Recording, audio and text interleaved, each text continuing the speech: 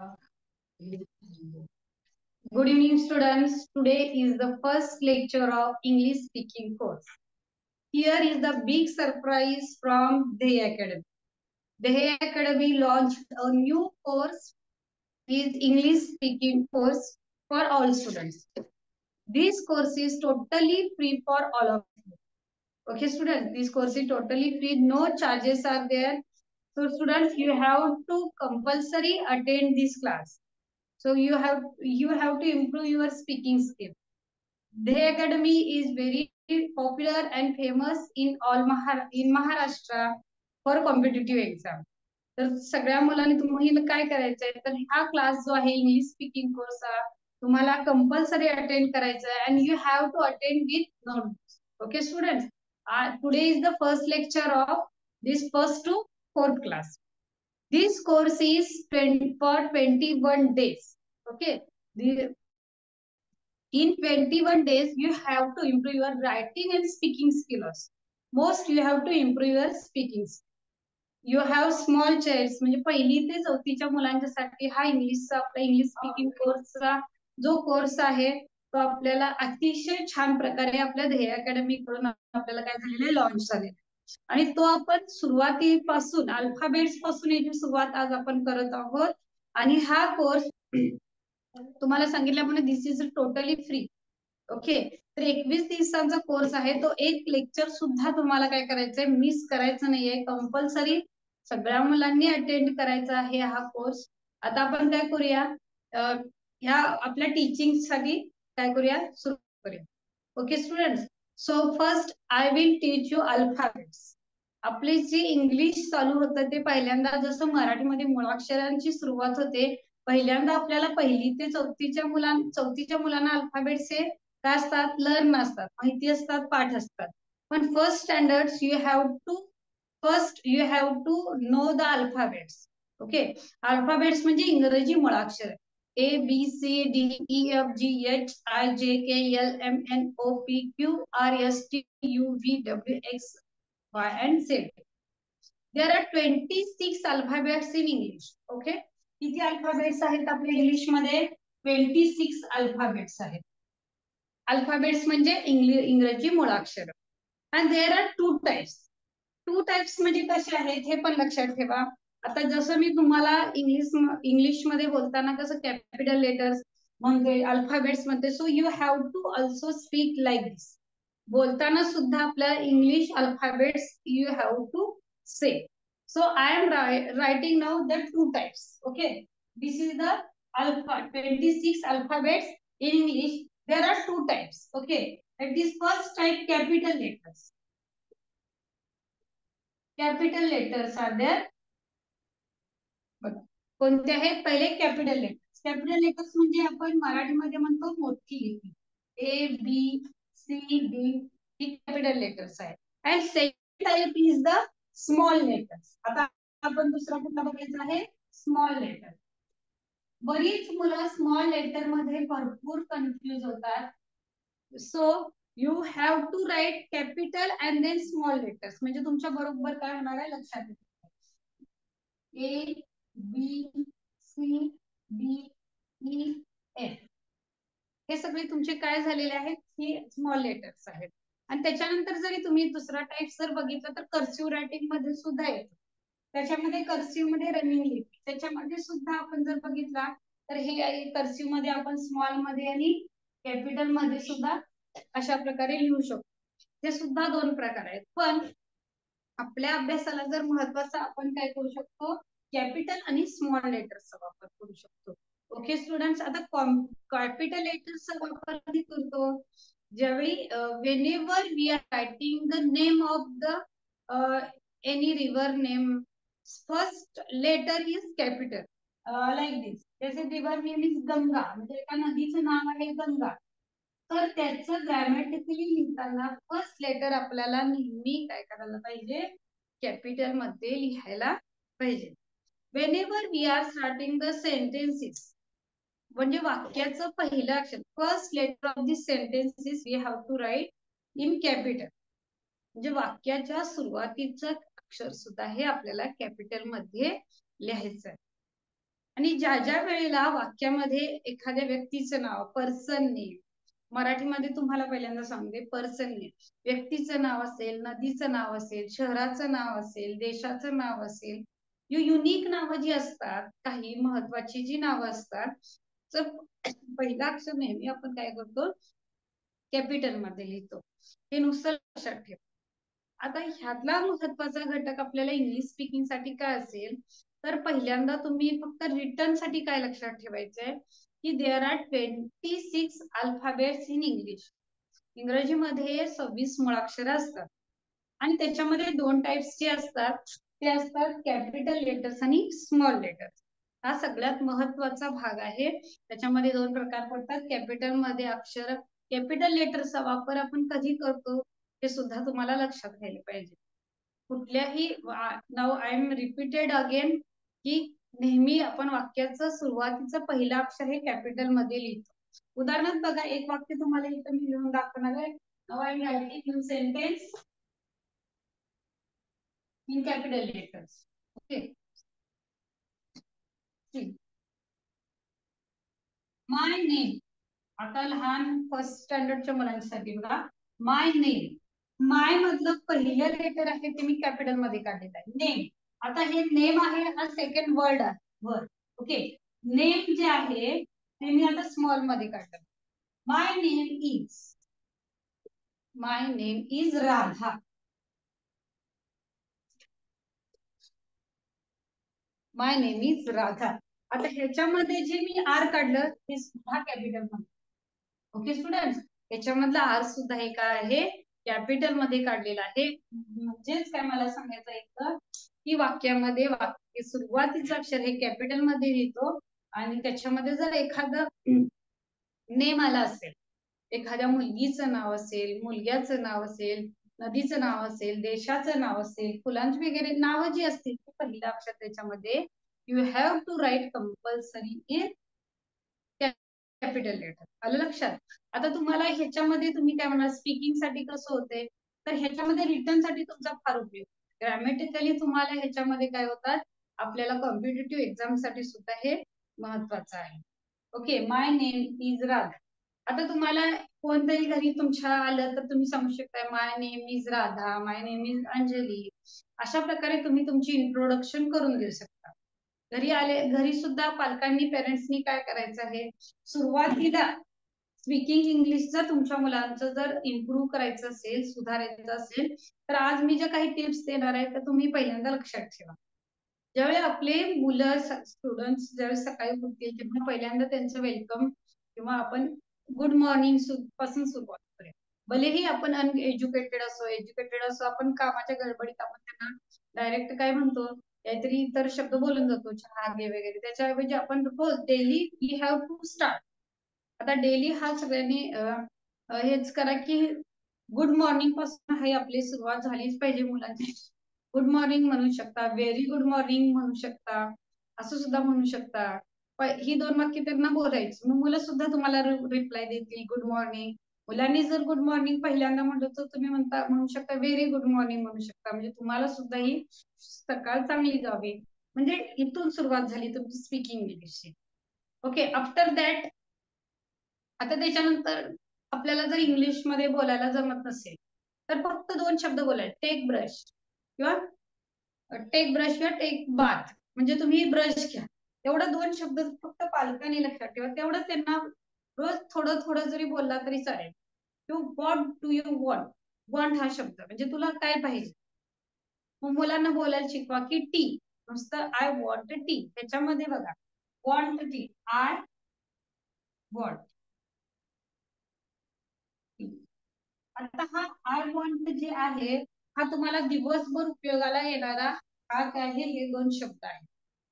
कसे काय, तर तो मुलगा तुम्हाला म्हणेल की आय वॉन्ट टी. टीच्या ठिकाणी आपण काय म्हणू शकतो, आय वॉन्ट, काय म्हणू शकतो, I want water, I want rice. म्हणजे ह्याच्यामध्ये आय वॉन्ट काय त्याला जे पाहिजे तिथं तो इंग्लिश मध्ये असू दे किंवा मराठीमध्ये तो तिथं काय करू शकतो, तिथं जो जी वस्तू त्याला पाहिजे त्याचं तो नाव घालू शकतो. उदाहरणार्थ आता त्याला book, notebook, pen, bat, ball हे शब्द त्याला माहिती असतात. फक्त त्याला पालकांनी काय करायचं आहे की आय वॉन्टच्या फक्त आय वॉन्ट हा शब्द पाठ केला तर दिवसभर त्याला जे काही पाहिजे असेल तो सांगू शकतो. तिथं फक्त तो शब्द तो वापरू शकतो. I want pen, I want pencil. पालकांनी त्यावेळी काय रिप्लाय द्यायचा आहे त्याच्यामध्ये हिअर हिअर इट हे बघ इथं आहे. किंवा जर तुम्हाला माहिती नसेल हिअर इट इज हा शब्द तुम्ही दिवसभर हिअर इट इज हे तुम्ही पालकांनी दिवसभर काय करायचं लक्षात ठेवायचं. समजा एखादी गोष्ट तुम्हाला माहित नसेल तर ऍज युजल आपण म्हणू शकतो की आय डोंट. जर एखादी गोष्ट तुम्हाला जर माहिती नसेल तेव्हा आपण काय म्हणू शकतो की आय डोंट. मग आपला हा दिवसभरात जर एवढे शब्द जरी आपण बोलले त्याच्यामध्ये आता दुपार झाली असेल तर आपला स्टुडंट आपला मुलगा जर खेळून आला असेल तर गुड आफ्टरनून आपण म्हणू शकतो. म्हणजे हे जर मग आपण त्याला व्हेरी गुड आफ्टरनून म्हणू शकतो. Okay get ready now get ready म्हणू शकतो. आता तू तयार हो हे सुद्धा शब्द तुम्ही डेली दिवसभर हे पालकांनी आता इंग्लिश आपला ध्येय अकॅडमीकडून हा फर्स्ट डे आहे 1st to 4th English speaking कोर्सचा. तर पालकांनी आज कंपल्सरी हे शब्द लक्षात ठेवायचे आहेत and you have to use in daily life. आणि पालकांनी हे शब्द काय करायचे आहेत डेली यूज करायचे आहेत. तर आता आपण काय बघितलं आफ्टरनून इव्हनिंगच्या वेळेला. परत गुड इव्हनिंग. इव्हनिंग कधी म्हणतो आपण सायंकाळी 6 नंतरचा जो काळ चालू होतो तो गुड इव्हनिंग. 4 पासून पुढं आपल्याला काय होतं 4 पासूनचा पुढं होतं तो काय होतो गुड इव्हनिंगचा आपला काय होतो इव्हनिंगचा काळ चालू होतो. त्याच्यानंतर आपण गुड इव्हनिंग म्हणू शकता. ओके. आता रात्र ज्यावेळी आपण झोपी जातो किंवा रात्र होते झोपताना शक्यतो आपण रात्रीच्या वेळी समजा आपण फ्रेंड्स आपल्या भेटलो खेळून झाल्यानंतर त्याच्यानंतर आपण आपण बाय म्हणतो त्याऐवजी आपण गुड नाईट स्वीट ड्रीम्स हे शब्द वापरतो.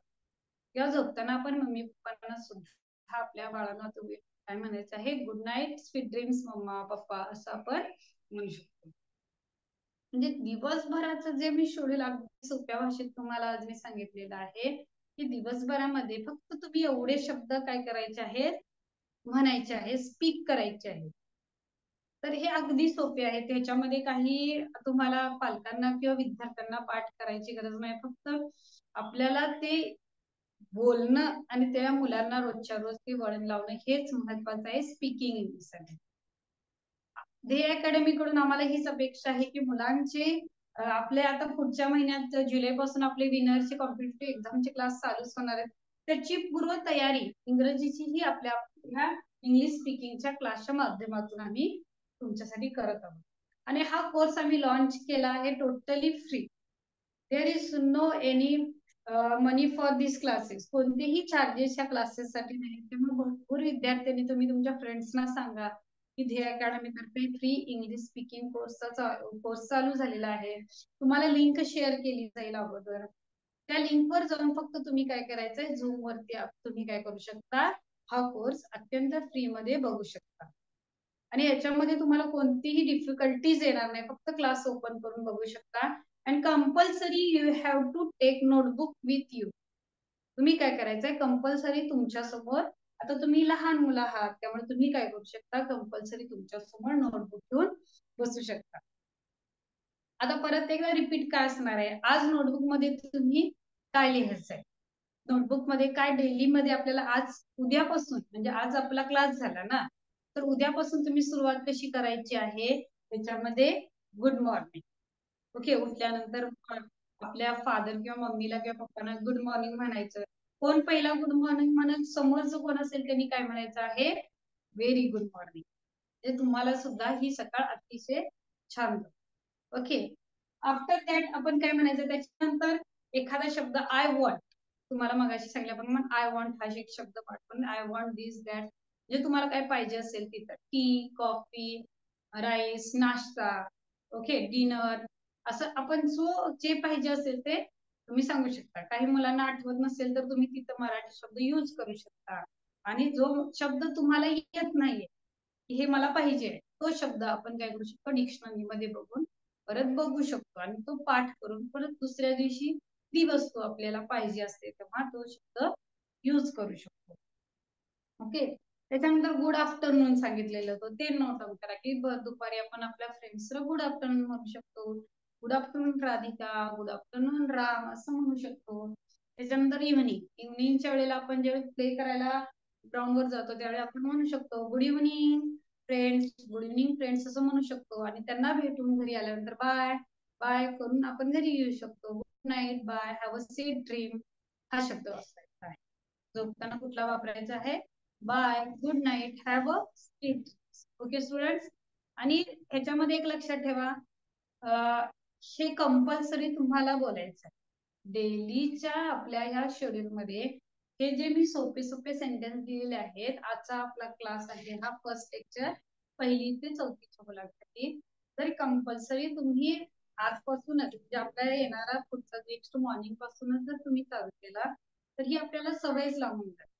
हॉबीज होते आपल्याला की इंग्लिश मध्ये बोलायची. आलं लक्षात? अजून त्याच्या पुढे आता हे फक्त डेली आपल्याला काय बोलायचं आहे ते आपण आज बघितलं.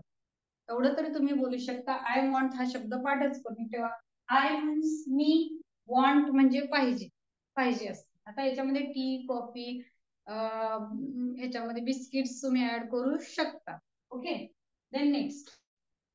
आणि पालकांच्यासाठी पेरेंट्सनी तुम्ही काय म्हणायचं, एखादा मुलगा जर पाहिजे असं म्हटलं असेल तर here it is, here it is biscuit, take a biscuit असं सुद्धा आपण म्हणू शकतो. ओके, आता हा झाला डेली बोलण्याचा. काय झालेला आहे आपल्याला, आपण डेली फक्त एवढे शब्द वापरायचे. आता दुसऱ्या दिवशी नेमकं काय आपल्याला बोलायचं आहे ते आपण दुसऱ्या लेक्चरला. पण हे बोलताना ह्याच्यामध्ये आता मी काय म्हणते, अल्फाबेट्स तुम्हाला येतच असतील. हे ज्यांना मुलांना येत नाहीत त्यांनी 5 टाइम्स स्मॉल कॅपिटल असं लिहायचंय.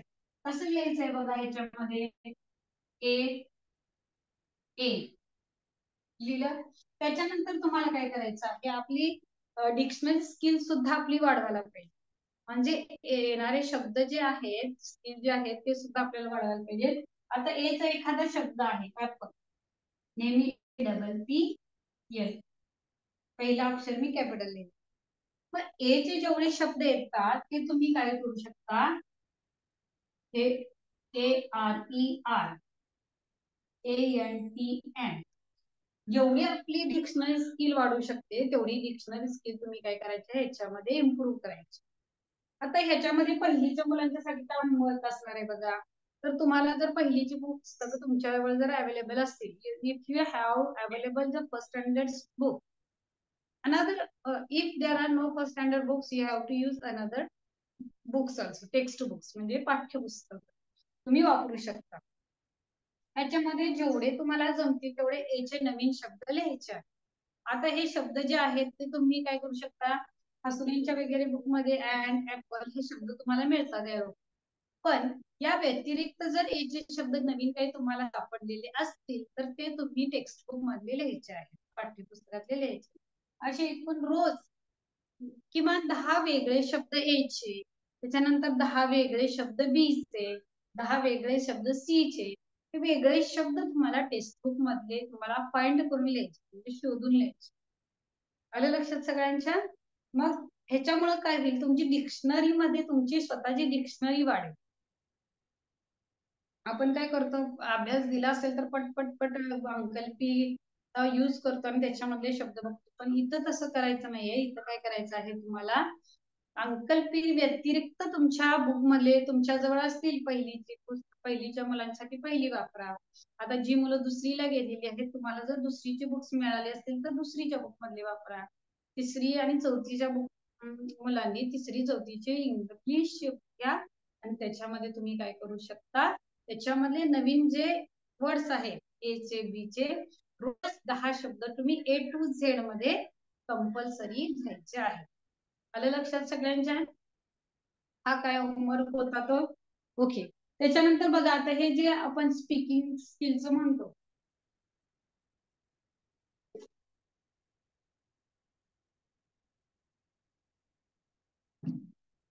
आता दुसरी त्याच्यामध्ये महत्वाचे अल्फाबेट्स अजून आपले चालू आहेत. अल्फाबेट्स मध्ये तुम्हाला दोन प्रकार सांगितले की कॅपिटल आणि स्मॉल.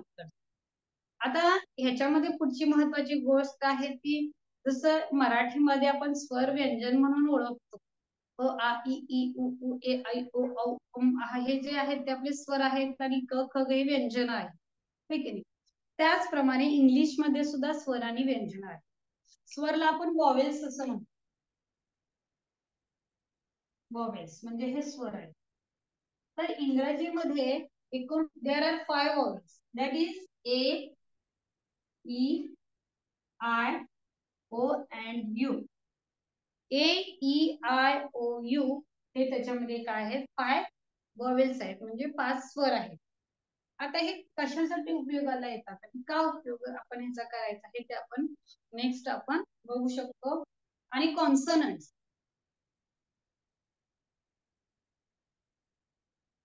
कॉन्सनंट्स म्हणजे व्यंजन.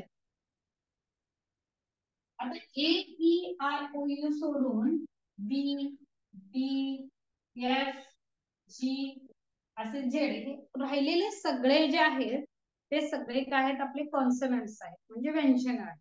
आलं? म्हणजे इंग्रजीमध्ये अल्फाबेट्स व व्यंजन सुद्धा कुठले कुठले आहेत लक्षात आलं? 5 वॉवेल्स आहेत. त्याच्यामध्ये 5 वॉवेल्स मध्ये ए, ई, आय, ओ, यू हे 5 वॉवेल्स आहेत, त्याला आपण स्वर असे म्हणतो. आणि कॉन्सनंट्स राहिलेले जे आहेत ते कॉन्सनंट्स आहेत. मग ह्याचा काय उपयोग होतो हे आपण पुढे पुढे बघायचंच आहे. ह्या कॉन्सनंट्स आणि वॉवेल्सचा कशासाठी उपयोग होतो हे आपण नंतर आपण काय करायचं आहे बघायचं आहे. म्हणजे फक्त अल्फाबेट्सची ओळख आज मी तुम्हाला करून देणार आहे. म्हणजे फक्त आपण म्हणतो की हा एबीसीडी आलं की झालं, पण there is not important only alphabets. मग अल्फाबेट्स मध्ये सुद्धा काही काही प्रकार असतात, ते कसे तुम्हाला आता मी दाखवले. म्हणजे काय? कॅपिटल लेटर, स्मॉल लेटर सांगितले, त्याच्यानंतर त्याच्यापासून तयार होणारे शब्द सांगितले, आणि कधी आपण कॅपिटल लेटर्स वापरायचे, कधी स्मॉल लेटर्स वापरायचे हे आपण आता बघितलं. त्याच्यानंतर अल्फाबेट्स मध्ये कोणते वॉवेल्स आहेत? ए, ई, आय, ओ, यू हे तुम्ही लिहून, ए, ई, आय, ओ, यू हे आपले वॉवेल्स आहेत, स्वर आहेत. त्या स्वरांचा उपयोग कशासाठी होतो हे आपण नंतर बघायचं आहे. आणि राहिलेले सगळे जे आहेत ते आपले काय आहेत? कॉन्सनंट्स आहेत. आलं लक्षात? म्हणजे व्यंजन आहे. तर इथून एवढं तरी तुमच्या लक्षात आलं असेल तरी पुरेसं आहे, भरपूर आहे. आता तुम्ही काय करू शकता? दुसरी गोष्ट, अल्फाबेट्स मध्ये दुसरी गोष्ट आपल्याला जी शिकायची आहे ती म्हणजे कशी? तर तुम्ही काय म्हणणार? आता एखादं नाव आहे, होय की नाही, आपल्याला ए टू झेड जर आलं तर एखादं नाव आहे ते अल्फाबेट्स पासूनच आपण शिकतो. म्हणजे पहिल्यांदा आपल्याला अल्फाबेट्स आलं पाहिजे. उदाहरणार्थ अमर हे नाव आहे. मग हे नाव आपल्याला इंग्लिश मध्ये आपल्याला तयार करता आलं पाहिजे. त्याच्यासाठी आता आपल्याला इंग्रजीची 14 खडी बघणे खूप महत्वाचे. ती तुम्हाला काय करायला पाहिजे? पाठ करायला पाहिजे किंवा यायलाच पाहिजे. त्याच्यामध्ये इंग्रजीमध्ये आता 12 खडी 14 खडी पहिल्यांदा मी तुम्हाला सांगतो की ए साठी आपण अमर, म्हणजे ए साठी कोणता आहे? हो, ए साठी कोणता आपण वापरतो? अ वापरतो. त्याच्यानंतर बघा यम साठी कुठलं वापरतो? म. ओके. आणि त्याच्यानंतर आर, र. मग ह्याच्यामध्ये सुद्धा आपण काय करू शकतो? जी 14 खडी असते बघा, क, क ला काय वापरतो आपण? क साठी के, का साठी के, ए. ही जी 14 खडी आहे ती आपल्याला सगळ्यात जास्त म्हणजे सगळ्यात इम्पॉर्टंट आहे. की पहिल्या वेलांटीसाठी कुठली, दुसऱ्या वेलांटीसाठी कुठली आपण 14 खडी वापरतो. आता जर पहिली वेलांटी असेल क ला तर के, आय. लक्षात घ्या. आता क ला पहिली वेलांटी म्हणजे ख ला सुद्धा पहिली वेलांटी असली तर आय वापरायचं. य ला सुद्धा पहिली वेलांटी असेल तर आयचा वापर करायचा. आणि समजा जर दुसरी वेलांटी असेल, उदाहरणार्थ क ला दुसरी वेलांटी की. आता जर दुसरी वेलांटी असेल तर आपण काय करायचं आहे? हे डबल ई वापरायचं आहे. आलं लक्षात? तर हे तुम्ही लक्षात ठेवलं पाहिजे. पहिली वेलांटीला आय वापरतात आणि दुसरी वेलांटीला हे डबल ई वापरतात. ही 14 खडी तुम्हाला येणं खूप गरजेचं आहे. त्याच्यानंतर बघा, क ला पहिला उकार कू. मग इंग्लिश मध्ये आपण काय म्हणतो, क ला पहिला उकार असेल कू ला, तर के यू कू. हे आपण काय करतो, ह्याच्यामध्ये आपण काय करतो, हे पहिला उकार असेल तर यूचा वापर. मग लक्षात काय ठेवायचं, फक्त क ला पहिला उकार असेल तर यू वापरतो असं नाहीये. तर क ला, ख ला, ग ला, ज ला, झ ला जरी पहिला उकार असेल तर यूचा वापर करतात. ओके. आता त्याच्यानंतर क ला दुसरा उकार असेल, इथं लिहा आपण खाली, क ला जर दुसरा उकार असेल तर के डबल ओ. म्हणजेच काय सांगायचं आहे की क ला, ख ला, ज्ञ ला कोणत्याही व्यंजनाला जर दुसरा उकार असेल तर तिथं डबल ओ चा आपण काय करायचं आहे, यूज करायचं. हे आपल्याला अभ्यासाला पण असतं. त्याच्यानंतर बघा, आता आपण दुसरा उकार बघितला. आता त्याच्यानंतर मात्रे, क ला जर एक मात्रा असेल किंवा आता ख ला बघूया, ख ला जर एक मात्रा असेल, आता ख चा कोणता शब्द येतो इंग्लिश मध्ये, केएच. केएच म्हणजे ख, आणि हा जो मात्रा आहे त्याच्यासाठी ई वापर, खे, के एच ई, खे, के एच ई, खे वापरतो. त्याच्यानंतर खे झाल्यानंतर आपण काय करायचं आहे, क ला कोणता हे अल्फाबेट्स येतं, ख ला कोणतं येतं, ग ला कोणतं येतं, घ ला कोणतं येतं, हे अल्फाबेट्स पहिल्यांदा तुम्हाला काय करायचं, अभ्यासणं गरजेचं आहे. हे पहिल्यापासून अ ला ए, बी ला ब, सी ला क, हे लिहायचंच आहे तुम्ही कंपल्सरी तुमच्या वहीमध्ये. आता के नंतर आता आपण बघूया कै. कै, कैला काय येणार सांगा, के ए आर. पहिलं आपलं आज फर्स्ट ओपनिंग लेक्चर आहे, त्याच्यामध्ये फक्त हे आपल्याला 14 कडी आणि काय महत्वाचं आहे स्पीकिंग तुम्हाला आज आपल्याकडून अतिशय छान प्रकारे होणार आहे. कै, के ए आय, कै. को, के ओ, को. आता को पासून बघा, कोमल, के ओ आय. आता को पासून कसा शब्द झाला, कोमल. आता याचा बघा, के ओ एम, म ला एम ए एल. आता ल च बरोबर एल इथं आलं की नाही, हे तुम्ही लक्ष बघा किती सोपं आहे. जर ही 14 खडी जर तुम्हाला तयार करता आली तर ऑटोमॅटिक तुम्हाला इंग्लिश मध्ये स्पेलिंग ऑटोमॅटिक तुम्हाला तयार करताच येतात. स्पेलिंग पाठांतर सुद्धा करायची गरज नाही. आता को पासून बघितल्यानंतर कौ बघूया, कौ. त्याच्यासाठी मराठीची सुद्धा 12 खडी 14 खडी येणं महत्वाचं आहे. के ए यू, कौ. त्याच्यानंतर आपल्याला काय करायचंय, कौ नंतर कम, के ए यम कम, आणि कहा, के ए एच, कहा. आता याच्यामध्ये क्या जर म्हटलं तर के वाय एक क्या सुद्धा होतो, क्या.